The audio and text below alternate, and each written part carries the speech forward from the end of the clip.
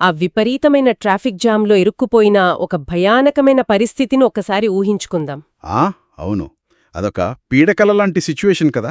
Correct. 4 రోడ్ల కూడలి, signals పనిచేయడం లేదు, ప్రతి ఒక్కరూ ఆ హారన్ కొడుతూ ఒక్క అంగుళం కూడా పక్కవారికి వదలకుండా ముందుకు చొచ్చుకుపోవాలి అని ట్రై చేస్తుంటారు కదా. ఎగ్జాక్ట్లీ. ఎవరు వెనక్కి తగ్గరక్కడ. అవును. మెదడు లోపల ఒక్కటే సిగ్నల్ రన్ అవుతుంటుంది, నేనెట్టి పరిస్థితులను వెనక్కి తగ్గకూడదు, దారివ్వకూడదు అని. కాని ఆ గందరగోళం మొత్తం క్లియర్ అవ్వడానికి, ఆ డెడ్లాక్ విడిపోవడానికి ఉన్న ఏకైక మార్గం మన మెదడు చెబుతున్న దానికి సరిగ్గా వ్యతిరేకమైన పని చేయడం. అంటే బండి ఆపి ఎదుటివారికి దారి ఇవ్వడం అంటారా? రైట్, అదే. బండి ఆపి ఎదుటివారికి ముందు దారివ్వడం. వినడానికి చాలా విరుద్ధంగా అనిపించినా దీంట్లో ఒక అద్భుతమైన మానసిక శాస్త్రం దాగి ఉంది. సో ఈరోజు మన ఈ లోతైన విశ్లేషణకు స్వాగతం. ఈరోజు మనం ఇలాంటి రోజువారీ ఘర్షణల వెనుక ఉన్న సైకాలజీని డీకోడ్ చేయబోతున్నాం. అవునండి, రోజువారీ జీవితంలో మనకు ఎదురయ్యే మానవ సంబంధాల ట్రాఫిక్ జామ్స్ ఇవి. ఆఫీసులో, ఇంట్లో లేదా బయట ఎక్కడైనా సరే మనుషుల మధ్య ఈ ఈగోలు క్లాష్ అయినప్పుడు ఆ డెడ్లాక్ను ఎలా బ్రేక్ చేయాలి అనే దానిపై మనం ఒక అద్భుతమైన మూలాధారాన్ని ఈరోజు చర్చించబోతున్నాం. ఈరోజు మన విశ్లేషణకు ఆధారం ఏంటంటే ఒక ప్రత్యేకమైన శివవరదానం. అవును, ఈ శివవరదానం కేవలం ఒక నైతిక సందేశంలా పైకి కనిపించినా కూడా దీని లోపల మానవ మనస్తత్వాన్ని, మనం ప్రవర్తించే విధానాన్ని పూర్తిగా మార్చేయగల ఒక ప్రాక్టికల్ ఫ్రేమ్వర్క్ ఉందన్నమాట. ఎగ్జాక్ట్లీ. ఈ శివవరదానం అనేది చాలా ఆసక్తికరమైన కాన్సెప్ట్ అండి. అంటే జనరల్గా మనం ఒకరితో మాట్లాడుతున్నప్పుడు మన మనసులో ఒక రకమైన త్రాసును పెట్టుకుని తూకం వేస్తుంటాం కదా. వీరు నాకు ఎంత మర్యాద ఇస్తున్నారు, దానికి తగ్గట్టుగా నేనెంత ఇవ్వాలి అని. కరెక్ట్. అదొక కరెన్సీ లావాదేవీలాగా మార్చేశాం మనం, గివ్ అండ్ టేక్ లాగా. అదే. కానీ ఈ శివవరదానంలో ఉన్న మొదటి సూత్రం ఈ మొత్తం లావాదేవీల వ్యవస్థను సవాలు చేస్తోంది. అందులో ఏముందంటే, ఎవరు ఎంతగా అందరికీ గౌరవాన్ని ఇస్తారో వారు అంతగానే తమ రికార్డును సరిగ్గా ఉంచుకోగలరు. ఇతరుల పట్ల గౌరవాన్ని ఉంచడము అంటే తమ రికార్డును తయారు చేసుకోవడము అని ఉంది. వావ్, ఇది చాలా పవర్ఫుల్ స్టేట్మెంట్. అవును కదా. ఈ పాయింట్ దగ్గర కొంచెం ఆగుదాం మనం. ఎదుటివారికి గౌరవం ఇవ్వడం అనేది వాళ్లకు చేసే ఫేవర్ కాదు, మన రికార్డ్ తయారు చేసుకోవడము అని ఇక్కడ చెబుతున్నారు. ఇది కొంచెం ఈ బ్యాంక్ క్రెడిట్ స్కోర్ అనాలజీలాగా అనిపిస్తోంది కదా నాకు. ఎగ్జాక్ట్లీ. ఆ క్రెడిట్ స్కోర్ అనాలజీ చాలా యాప్ట్గా ఉంటుంది ఇక్కడ. సో ఇప్పుడు మనం ఒక బ్యాంకు నుంచి అప్పు తీసుకుని సమయానికి తిరిగి చెల్లిస్తే అది బ్యాంకు వాళ్ళకి చేసే ఉపకారం ఏమీ కాదు కదా. అవును కాదు, మన స్కోర్ మనమే పెంచుకుంటాం. కరెక్ట్. మన సొంత ఫైనాన్షియల్ క్రెడిబిలిటీని పెంచుకోవడం, భవిష్యత్తులో అది మనకే ఉపయోగపడుతోంది. ఇక్కడ గౌరవం ఇవ్వడం అనేదాన్ని కూడా సరిగ్గా అలాగే చూడాలి మనం. జనరల్గా ఎవరైనా మనతో అమర్యాదగా మాట్లాడినప్పుడు ఏమవుతుంది, మన లోపల వెంటనే ఒక డిఫెన్సివ్ మెకానిజం ట్రిగర్ అవుతుంది కదా. ఖచ్చితంగా. వాళ్ళకి బుద్ధి చెప్పాలి అనిపిస్తుంది. అవును, వాళ్ల స్థాయికే దిగిపోయి మనం కూడా అంతే కోపంగా రియాక్ట్ అవ్వాలనిపిస్తోంది. కాని ఇక్కడే ఈ శివవరదానం ఒక లోతైన ప్రశ్న వేస్తోంది. వాళ్లు తమ స్థాయిని తగ్గించుకున్నప్పుడు మీరు కూడా మీ సంయమనాన్ని కోల్పోయి ఎందుకు రియాక్ట్ అవ్వాలి అని. రైట్. అలా రియాక్ట్ అయితే మీ సొంత రికార్డును మీరే పాడు చేసుకున్నట్లు కాదా అని అడుగుతోందన్నమాట. కాని ఒక్క నిమిషం, ఇక్కడ ఒక చిన్న ప్రాక్టికల్ డౌట్. కాసేపు ఈ కాన్సెప్ట్ను ఒక రియల్ వరల్డ్ సినారియోలో టెస్ట్ చేద్దాం.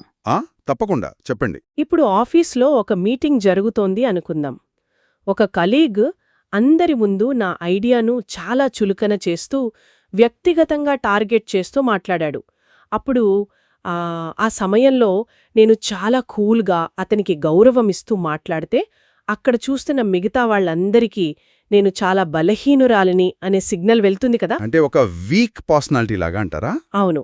నన్ను ఎవరైనా ఏమైనా అనొచ్చు, నేను సైలెంట్గా ఉంటాను అనే ఒక మెతకతనంలాగా అది ప్రొజెక్ట్ అవుతుంది కదా. మరి దీన్ని నా రికార్డును నేను పెంచుకోవడం అని ఎలా అంటారు? ఇది కొంచెం కాంట్రడిక్టరీగా ఉంది. ఇది చాలా వ్యాలిడ్ పాయింట్. ఇక్కడే మనం గౌరవం అనే పదానికి ఉన్న అసలైన నిర్వచనాన్ని డీకోడ్ చేయాలి. ఎందుకంటే గౌరవం ఇవ్వడం అంటే ఎదుటివారు చేసే ప్రతి తప్పును సమర్థించడం కాదు. ఓకే. లేదా వాళ్ల దౌర్జన్యానికి తలొగ్గడం, అంతకంటే కాదు. ఇప్పుడు మీరు చెప్పిన ఆఫీస్ మీటింగ్ ఉదాహరణే తీసుకుందాం. ఆ కలీగ్ అలా పర్సనల్గా టార్గెట్ చేసి మాట్లాడినప్పుడు వాళ్ల ఉద్దేశమేంటంటే మిమ్మల్ని మానసికంగా అస్థిరపరచడం. అంటే నన్ను ప్రొవోక్ చేయడం, టెంపర్ లూజ్ అయ్యేలా చేయడం. ఎగ్జాక్ట్లీ. మీరు కోపంతో అరుస్తూనో లేదా అసహనంతోనో రియాక్ట్ అయ్యారనుకోండి, అప్పుడు వాళ్ల ప్లాన్ సక్సెస్ అయినట్లు. అంటే మీ మానసిక స్థితి కంట్రోల్ వాళ్ల చేతికి వెళ్ళిపోయిందన్నమాట. రైట్. వాళ్ళు ఒక బటన్ నొక్కారు, నేను రియాక్ట్ అయ్యాను. అంతే కదా. అంటే ఆ పరిస్థితుల్లో వాళ్ల ప్రవర్తన వల్ల నా క్యారెక్టర్ హైజాక్ అయిపోయిందన్నమాట. ఖచ్చితంగా అదే జరిగింది. కాని దానికి బదులుగా మీరు చాలా హుందాగా, భావోద్వేగాలకు లోను కాకుండా ఆ వ్యక్తిని ఒక మనిషిగా గుర్తిస్తూనే వారి వాదనలోని తప్పును లాజికల్గా, గౌరవప్రదమైన భాషలో తిప్పికొట్టారనుకోండి. అప్పుడు పరిస్థితి వేరుగా ఉంటుంది. అవును. అప్పుడేం జరుగుతుందంటే ఆ రూంలో ఉన్న వాళ్లందరికీ ఎవరు బలహీనులో స్పష్టంగా అర్థమవుతుంది. అరుస్తున్న వ్యక్తి తన కంట్రోల్ తప్పాడు, కాని మీరు మీ సంయమనాన్ని కోల్పోలేదు కదా. నా ప్రవర్తన నా కంట్రోల్లోనే ఉంటుంది, బయటి వ్యక్తుల కోపం నన్ను శాసించలేదు అని నిరూపించుకోవడమే ఈ రికార్డును తయారు చేసుకోవడం వెనుకున్న అసలైన సైకాలజీ. వావ్! మీరు వారికి గౌరవం ఇవ్వడం ద్వారా నిజానికి మీ మానసిక సార్వభౌమాధికారాన్ని, అంటే మీ మెంటల్ సావరనిటీని కాపాడుకున్నారు. ఇది చాలా పవర్ఫుల్ పర్స్పెక్టివ్ అండి. అంటే ఇక్కడ గౌరవం అనేది మనకొక రక్షణ కవచంలాగా పనిచేస్తుందన్నమాట. మన ఎమోషన్స్ను ఇతరులు మ్యానిపులేట్ చేయకుండా ఇది కాపాడుతుంది.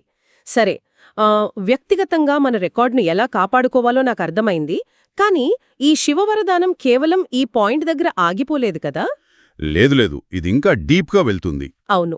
దీని తర్వాత ఒక చాలా ఇంట్రెస్టింగ్, కొంచెం కాంప్లెక్స్ అయిన కాన్సెప్ట్ వైపు ఈ చర్చ వెళ్ళింది. అందులో ఇలా ఉంది: ఏ విధముగా యజ్ఞానికి సహాయకులుగా అవ్వడమే సహాయము తీసుకోవడమో, అదేవిధంగా గౌరవాన్ని ఇవ్వడమే గౌరవాన్ని తీసుకోవడము. ఒక్కసారి ఇవ్వడమంటే అనేకసార్లు తీసుకునేందుకు హక్కుదారులుగా అవ్వడము అని. ఇక్కడ యజ్ఞం అనే పదాన్ని వాడారు. సాధారణంగా యజ్ఞం అంటే ఒక ఆధ్యాత్మిక క్రతువు లేదా అగ్నిహోత్రం అని అనుకుంటాం కదా. కాని మన ప్రాక్టికల్ లైఫ్కు దీనికి సంబంధం ఏమిటి అసలు? సో ఈ యజ్ఞం అనే పదాన్ని మనం ఒక లోతైన కోణంలో అర్థం చేసుకోవాలి ఇక్కడ. దీనొక బయలాజికల్ లేదా సోషియోలాజికల్ సిస్టమ్గా చూద్దాం. ఓకే. ఒక దట్టమైన అడవిని తీసుకుంటే భూమి లోపల చెట్ల వేర్లన్నీ ఈ ఫంగల్ నెట్వర్క్స్ ద్వారా, అంటే ఒకదానికొకటి చాలా స్ట్రాంగ్గా అనుసంధానమై ఉంటాయి అంటారు కదా. అవును, మైసీలియల్ నెట్వర్క్స్ అంటారు వాటిని కదా. ఎగ్జాక్ట్లీ. ఒక చెట్టుకు పోషకాలు ఎక్కువైతే అది ఆ నెట్వర్క్ ద్వారా ఎండపడని చోటు ఉన్న చిన్న మొక్కకు ఆ పోషకాలను పంపుతుంది. ఆ మొత్తం అడవి సమిష్టిగా బతకడం అనేది ఒక అద్భుతమైన యజ్ఞం. వావ్, బ్యూటిఫుల్ ఎనాలజీ ఇది. అవునండి. సో ఒక చెట్టు ఆ నెట్వర్క్కు సహాయం చేయడం అంటే రేపు దానికేదైనా రోగం వచ్చినప్పుడు లేదా పోషకాలు తగ్గినప్పుడు మిగతా అడవి అంతా కలిసి ఆ చెట్టును కాపాడటానికి ముందుకొస్తుంది కదా. మనం మానవ సమాజం కూడా సరిగ్గా అలాంటి ఒక యజ్ఞమే. అంటే మనం చేసే ప్రతి పని ఒక పెద్ద ఎకోసిస్టంలో భాగమే అంటారా? ఉదాహరణకు, ఒక ఆఫీస్ ప్రాజెక్ట్ కోసం ఒక 10 మంది కలిసి పనిచేయడం. అవును. లేదా ఒక కుటుంబమంతా సమిష్టిగా ఉండటం కూడా ఈ యజ్ఞం లాంటిదేనా? ఖచ్చితంగా. ఆ బృహత్తరమైన సామూహిక ప్రయత్నంలో ఎవరైనా ఒక చిన్న సహాయం చేస్తే ఆ నెట్వర్క్లో వాళ్లకంటూ ఒక ప్రాముఖ్యత ఏర్పడుతుంది కదా. ఇక్కడ ఈ శివవరదానం చెబుతున్న లాజిక్ ఏమిటంటే, గౌరవం ఇవ్వడం అనేది సమాజం అనే ఈ యజ్ఞంలో మనం పెట్టే ఒక పెట్టుబడి లాంటిది. ఓహో, ఒక ఇన్వెస్ట్మెంట్ లాగా. అవును. మీరు ఒక వ్యక్తిని ఎప్పుడైతే నిస్వార్థంగా గౌరవిస్తారో అప్పుడు మీరు ఆ వ్యక్తి మనసులో, ఆ సోషల్ నెట్వర్క్లో ఒక బలమైన విత్తనం నాటుతున్నారు. అదొక పాజిటివ్ ముద్ర వేస్తుందన్నమాట. కాని ఇక్కడే నాకు చిన్న డౌట్ వస్తోందండి. అడగండి. ఈ శివవరదానంలో ఒక్కసారి ఇవ్వడమంటే అనేకసార్లు తీసుకునేందుకు హక్కుదారులుగా అవ్వడము అని వాడారు. అంటే రైట్ టు రిసీవ్ అని. అవును. హక్కుదారులు అవ్వడమంటే ఏంటి అసలు? నేను ఈరోజు ఒకరికి రెస్పెక్ట్ ఇచ్చాను కాబట్టి రేపు వాడు నాకు తిరిగి ఇచ్చి తీరాలి అని ఒక డిమాండ్ చేయడమా? అది మళ్ళీ మనం మొదట్లో మాట్లాడుకున్న కరెన్సీ లావాదేవీలాగానే మారిపోతుంది కదా. మీరు చాలా డీప్గా అబ్జర్వ్ చేశారు ఈ పాయింట్ని. ఇక్కడ హక్కు అంటే ఎదుటివారిని డిమాండ్ చేయడం లేదా లెక్కలు వేసుకోవడం కాదు. మరి దీన్ని ఒక కాంపౌండింగ్ ఇంట్రెస్ట్ లాగా అర్థం చేసుకోవాలి మనం. మన సైకాలజీ ఎలా పనిచేస్తుందంటే, ఎవరైనా మనల్ని నిజాయితీగా, ఎటువంటి స్వార్థం లేకుండా గౌరవిస్తే ఏమవుతుంది, మన సబ్కాన్షియస్ మైండ్లో వాళ్ల పట్ల ఒక సాఫ్ట్ కార్నర్ ఏర్పడుతుంది కదా. అవును, వాళ్ళంటే మనకు తెలియకుండానే ఒక ఇష్టం ఏర్పడుతుంది. ఎగ్జాక్ట్లీ. రేపు పొద్దున వాళ్లతో ఏదైనా చిన్న విభేదం వచ్చినా సరే వాళ్లపై కోపగించుకోవడానికి మన మనసు అంగీకరించదు. ఒక అదృశ్యమైన అవరోధం, అంటే ఇన్విజిబుల్ బ్యారియర్ మనల్ని ఆపుతుంది, వాళ్ళని ఏమీ అనకుండా. రైట్. ఆ సంపాదించుకున్న సద్భావనే ఈ హక్కు. మీరు ఎవరినైనా నిస్వార్థంగా గౌరవించినప్పుడు ఆ వ్యక్తుల నుంచి తిరిగి గౌరవాన్ని, సహాయాన్ని సహజంగానే పొందే ఒక వాతావరణాన్ని మీరు సృష్టిస్తున్నారక్కడ. ఇదొక మ్యాథమెటికల్ ఈక్వేషన్ లాగా పనిచేస్తుంది. వావ్! మీరు ఎంత స్వచ్ఛమైన ఇన్పుట్ ఇస్తే మల్టిపుల్ రెట్లు ఒక అవుట్పుట్ మీ వైపు ఆటోమేటిక్గా ఫ్లో అవుతుంది. దాన్ని ఆపడం ఎవ్వరి వల్ల కాదు. ఒక విధంగా చెప్పాలంటే అది ఎదుటివారిలో ఉన్న డిఫెన్స్ మెకానిజమ్స్ను ముందుగానే షార్ట్ సర్క్యూట్ చేయడం అన్నమాట. కరెక్ట్. సరే, ఒక పెట్టుబడిగా గౌరవం ఎలా పనిచేస్తుందో చాలా క్లియర్గా అర్థమైంది నాకు. అది మన నెట్వర్క్ను బలపరుస్తుంది అని. కానీ ఈ పెట్టుబడి ఎవరి మీద పెట్టాలనేదే ఇంకో పెద్ద ప్రశ్న కదా. అవునండి. ఇప్పుడు లాజికల్గా ఆలోచిస్తే ఎవరి దగ్గరైతే మనకు పవర్ లేదా బెనిఫిట్ ఉంటుందో వాళ్ల మీదే మనం ఈ ఇన్వెస్ట్మెంట్ చేయాలి కదా. అంటే మన బాస్, లేదా మనకంటే సీనియర్స్, లేదా సమాజంలో ఉన్నత స్థాయిలో ఉన్నవాళ్లు. జనరల్గా అందరూ అలాగే ఆలోచిస్తారు. అవును, ఎందుకంటే వాళ్ల నుంచే కదా మనకు రిటర్న్స్ వచ్చేది. మనకంటే కింద పని చేసేవాళ్లకి లేదా చిన్నపిల్లలకు ఈ గౌరవం అనే పెట్టుబడిని ఇవ్వడం వల్ల ఉపయోగం ఏంటి అసలు? ఈ పాయింట్ దగ్గరే కదా శివ వరదానం ఒక చాలా పారాడైమ్ షిఫ్ట్ లాంటి విషయాన్ని ప్రస్తావించింది. అవును, ఆ స్టేట్మెంట్ ఒకసారి చూడండి. చదువుతాను. చిన్నవారికి ప్రేమనివ్వండి మరియు పెద్దవారికి గౌరవాన్ని ఇవ్వండి అని అంటూ ఉంటారు. కానీ ఎవరైతే అందర్నీ పెద్దవారిగా భావిస్తూ గౌరవాన్నిస్తారో వారు అందరికీ స్నేహితులుగా అవుతారు. దీన్ని సర్వుల స్నేహి భవ అని పిలిచారు కదా. రైట్. ఇది అసలు మన సోషల్ నార్మ్స్కే పూర్తిగా వ్యతిరేకం కదా. ఇది వినడానికి కొంచెం షాకింగ్గానే ఉంటుంది ముందు, ఎందుకంటే మనం పెరిగిన విధానం అలాంటిది కదా. అవును, చిన్నపిల్లలని ప్రేమించాలి, పెద్దలను గౌరవించాలి అనేది మన కల్చర్లో డీప్గా నాటుకుపోయింది అసలు. దీంట్లో తప్పులేదు, కానీ ఈ పద్ధతిలో ఒక సూక్ష్మమైన అంతరం దాగి ఉంది. మనమొక పిల్లవాడికి లేదా మన జూనియర్కి నేను ప్రేమ మాత్రమే ఇస్తున్నాను అన్నప్పుడు అక్కడ తెలియకుండానే ఒక అథారిటీ, ఒక ఆధిక్యత భావం వస్తుంది. అంటే ఒక సుపీరియారిటీ కాంప్లెక్స్ అంటారా? ఎగ్జాక్ట్లీ. నేను పెద్దవాడిని, నాకన్నీ తెలుసు, నువ్వు చిన్నవాడివి, నేను నిన్ను ఆప్యాయంగా చూసుకుంటున్నాను అనే ఒక అధికారిక ఫీలింగ్ అందులో దాగి ఉంటుంది. అవునవును, మనం వాళ్ళకి అన్నీ ఇస్తాం, ఫుడ్, బట్టలు అన్నీ. కాని వాళ్ల అభిప్రాయాన్ని మాత్రం సీరియస్గా తీసుకోము కదా. నీకేం తెలుసులే, నువ్వు చిన్నవాడివి కదా అని వాళ్ల మాటను కొట్టిపారేస్తాం. ఎందుకంటే వాళ్లకి మన స్థాయిలో ఇంటలెక్చువల్ కెపాసిటీ లేదనే ఒక నమ్మకం మనలో ఉంటుంది. సరిగ్గా అదే ఇక్కడే సైకాలజీ మారుతుంది. ఎప్పుడైతే ఆ జూనియర్ని లేదా పిల్లవాడిని ఒక పెద్దవారిగా, అంటే సమానమైన గౌరవానికి అర్హత ఉన్న ఒక ఇండివిజువల్గా చూస్తామో అక్కడే ఆ అథారిటీ అనే గోడ బద్దలవుతుంది. ఇప్పుడు ఆఫీసులోనే చూద్దాం. ఒక కొత్తగా చేరిన ఇంటర్న్ ఉన్నాడనుకోండి, ఒక సీనియర్ మేనేజర్ అతనితో మాట్లాడేటప్పుడు వీడికి సబ్జెక్ట్ తెలీదు కదా అని కాకుండా ఒక సమానమైన ప్రొఫెషనల్కు ఇచ్చే గౌరవం ఇస్తూ వాళ్ళ ఐడియాస్ను శ్రద్ధగా వింటే ఏమవుతుంది చెప్పండి? డెఫినెట్గా వాళ్ళకి చాలా బూస్ట్ ఇచ్చినట్లవుతుంది. అవును, ఆ ఇంటర్న్కు అకస్మాత్తుగా సైకలాజికల్ సేఫ్టీ దొరుకుతుందక్కడ. నేను తప్పు చేస్తానేమో, బాస్ ఏమనుకుంటాడో అనే భయం పోతుంది. ఆ భయం పోయిన క్షణంలో ఏమవుతుందంటే వారి మెదడు డిఫెన్స్ మోడ్లోంచి బయటకొచ్చి క్రియేటివ్ మోడ్లోకి వెళ్తుంది. వావ్! అంటే వాళ్ళు తమ బెస్ట్ అవుట్పుట్ ఇవ్వగలుగుతారు కదా. ఖచ్చితంగా ఇస్తారు. అంటే వయసును బట్టి కాకుండా ఒక మనిషిగా వారి అస్తిత్వాన్ని వ్యాలిడేట్ చేయటం అన్నమాట. ఇది వినడానికి చాలా బావుంది. కానీ ఇంట్లో పిల్లల విషయంలో కూడా ఇది ఇంతే ఎఫెక్టివ్గా పనిచేస్తుందండి? పిల్లల్ని పెద్దల్లా ట్రీట్ చేస్తే వాళ్ళు మాట వినరేమో, మనమీదికి ఎక్కుతారేమో అనే భయం పేరెంట్స్లో చాలా ఉంటుంది కదా. ఇది చాలా కామన్గా వచ్చే భయమే పేరెంట్స్కి. కానీ వాస్తవం దీనికి కొంచెం భిన్నంగా ఉంటుంది. ఎలాగా? పిల్లలకు మీరు నిజమైన గౌరవం ఇచ్చినప్పుడు, అంటే వాళ్ల మాటను పూర్తిగా వినడం, వాళ్ల చాయిసెస్ని అర్థం చేసుకోవడం లాంటివి చేసినప్పుడు వాళ్లలో అద్భుతమైన ఆత్మగౌరవం, అంటే సెల్ఫ్ ఎస్టీమ్ డెవలప్ అవుతుంది. ఓకే. నన్ను వీళ్ళొక మనిషిగా గుర్తిస్తున్నారు అనే భావన వాళ్లకి వచ్చినప్పుడు వాళ్లు కూడా ఆ గౌరవాన్ని నిలబెట్టుకోవటానికి అంతే బాధ్యతగా ప్రవర్తిస్తారు.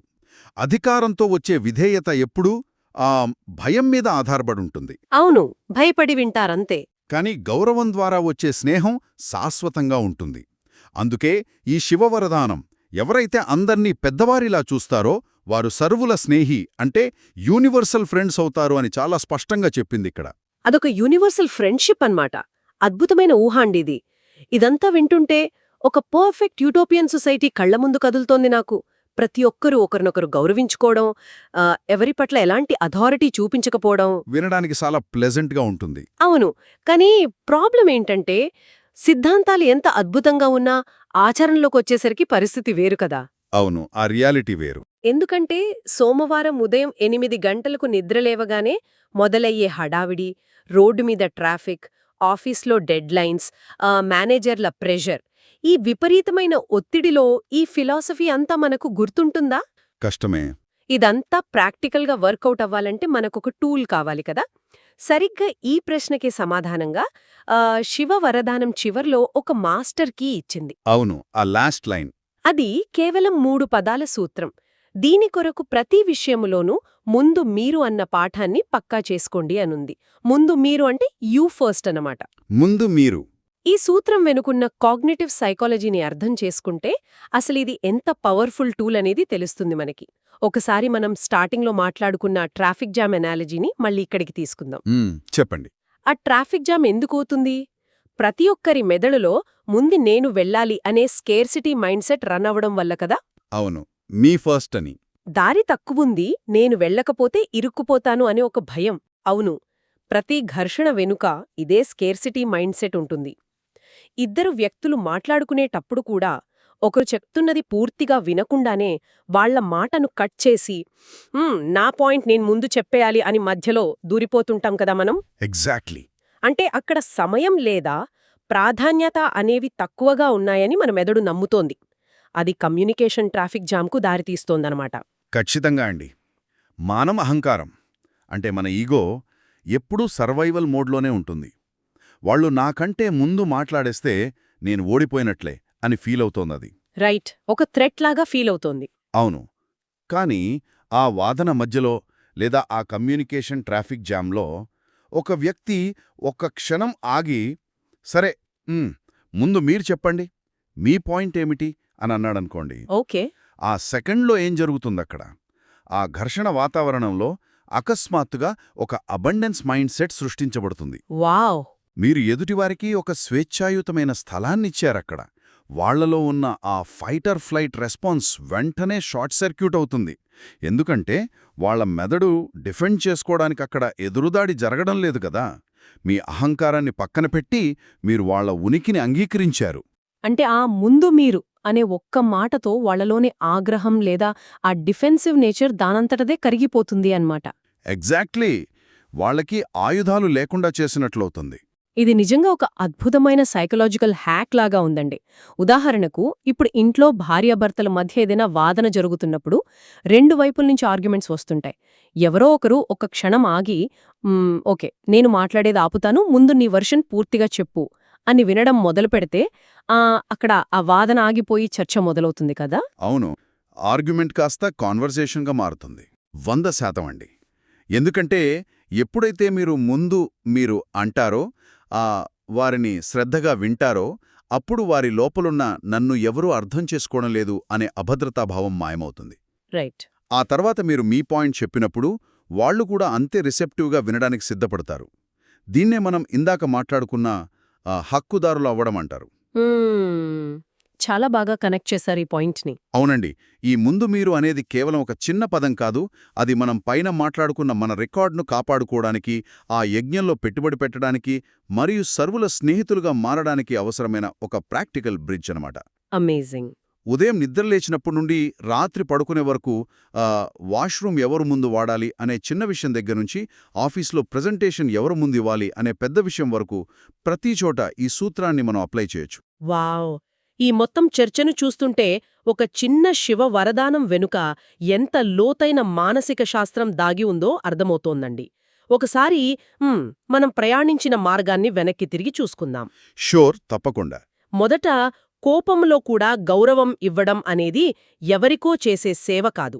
అది మన మానసిక సార్వభౌమాధికారాన్ని, మన క్యారెక్టర్ స్కోర్ను కాపాడుకునే అద్భుతమైన మార్గమని నేర్చుకున్నాం. కరెక్ట్. రెండవది, సమాజమనే యజ్ఞంలో ఈ గౌరవం అనేది ఒక పెట్టుబడి.